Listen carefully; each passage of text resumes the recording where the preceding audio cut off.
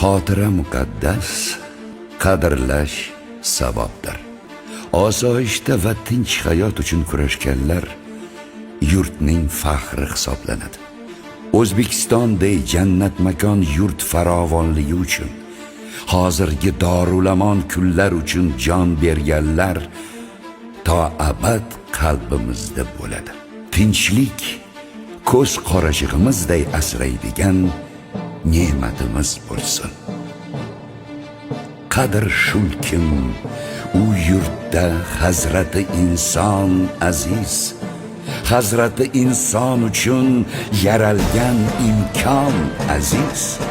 Inshaalloh hech kimdan kam bo'lmaydi bu millat, erk bayrog'in ko'targan hur O'zbekiston aziz.